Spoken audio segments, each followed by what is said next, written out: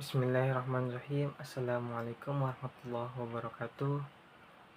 Jadi di sini saya akan membahas sejarah bagaimana proses lahirnya dinasti Umayyah di Damaskus. Jadi Daulah Bani Umayyah merupakan lanjutan dari Daulah Khulafaur Rasyidin. Daulah Bani Umayyah merupakan kerajaan Islam pertama yang didirikan oleh Muawiyah bin Abu Sufyan. Daulah ini berdiri ketika terjadi krisis politik dalam tubuh umat manusia. Perang sivil merupakan bagian tengah dari episode krisisnya umat Islam pada masa itu. Sebab sebelumnya terjadi pula perang, yaitu perang antara atau perang namanya perang Jamal, itu perang unta. Jadi perintah Ali membawa pendukung Aisyah, Zubair, dan Talha. Jadi perang yang dikenal sebagai perang Jamal ini atau perang unta tersebut terjadi karena peristiwa sebelumnya, yaitu terbunuhnya Khalifah Utsman. Tetapi sebenarnya pangkal dari krisis tersebut sudah ada pada masa Khalifah Utsman menjabat.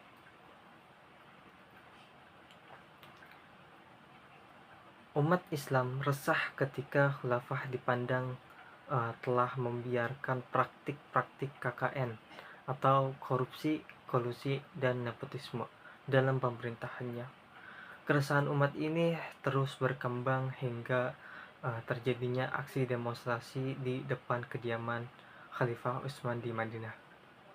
Sayang, aksi yang awalnya hanya gerakan moral anti KKN itu justru malah berakhir beringas dan tidak terkendali sampai akhirnya menyebabkan Khalifah Utsman terbunuh dan istrinya beliau terluka. Setelah Khalifah Utsman terbunuh, umat Islam tidak memiliki pemimpin hingga perlu mengangkat khalifah baru. Pada waktu itu Ali bin Abi Thalib dianggap sosok yang paling penting atau paling tepat untuk menjadikan khalifah. Masyarakat Madinah dan para demonstran ramai-ramai membaiat Ali menjadi khalifah. Dengan naiknya Ali tersebut, keadaan menjadi tenang. Masyarakat Madinah tenang, dan juga para demonstran yang kebanyakan dari daerah luar Madinah seperti Mesir, Kufah, dan Basrah juga tenang kembali ke daerahnya masing-masing. Namun Zubair bin Awam, Talhah bin Ubaidillah, serta Aisyah istri Rasulullah SAW menolak pembaiatan Ali menjadi khalifah. Mereka menuntut agar para pembunuh Utsman ditangkap dan diadili dahulu sebelum pemilihan khalifah.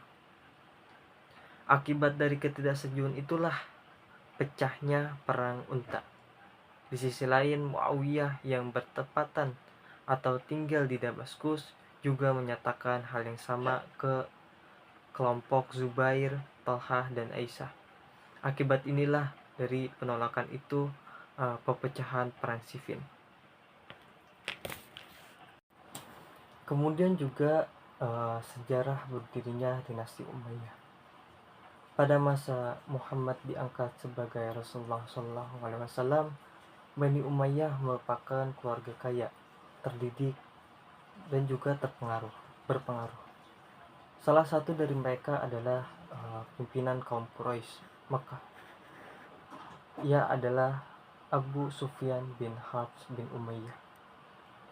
Kecintaannya kepada harta dan kekuasaannya membuat ia dan keluarganya tidak mau mengakui kebenaran Islam sebagai ajaran yang mulia. Oleh karena itu, Abu Sufyan tidak mau tunduk terhadap ajakan Rasulullah SAW, bahkan terus memusuhi aktivitas dakwah Rasulullah SAW yang dianggap akan mengubah keadaan sosial, ekonomi, dan politik Makkah. Maka tentu merugikan para orang kaya termasuk Bani Umayyah.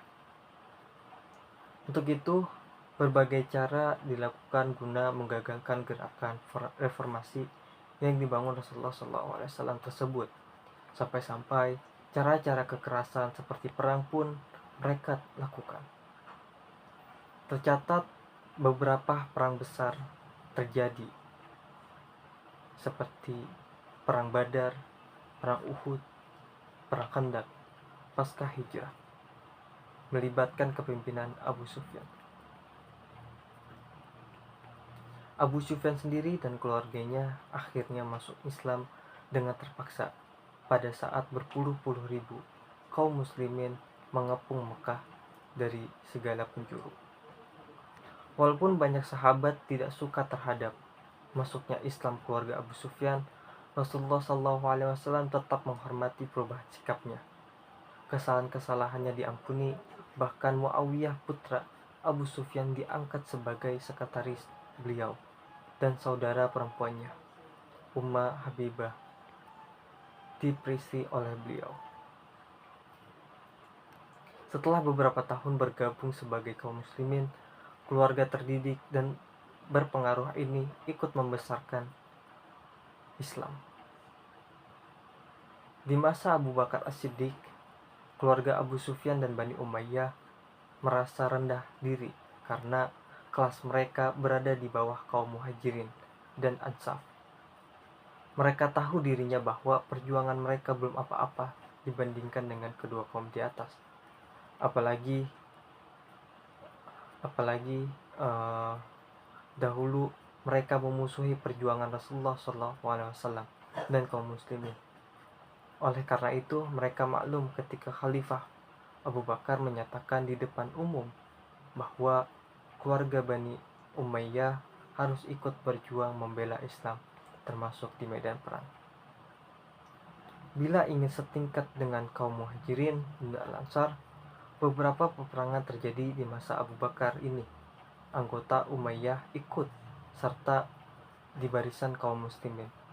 Bahkan Yazid bin Abu Sufyan menjadi salah satu panglima untuk memimpin pasukan di Syria melawan Bizantium.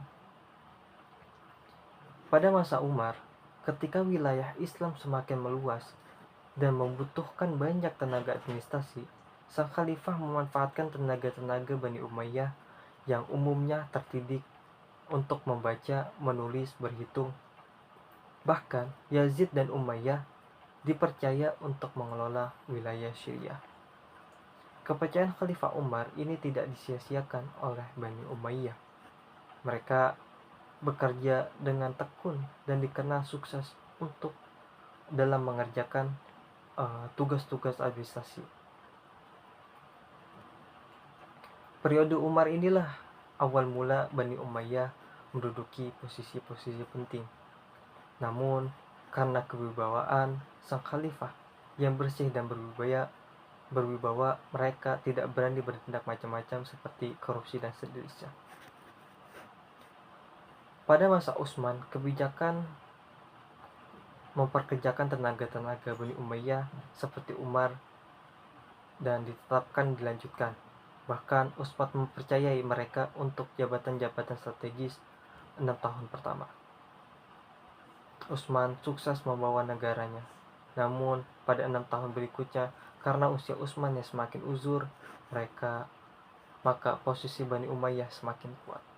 Melalui sekretaris negara Marwan bin Hakam yang juga salah satu anggota Bani Umayyah, mereka menempatkan kroni-kroninya pada posisi strategis.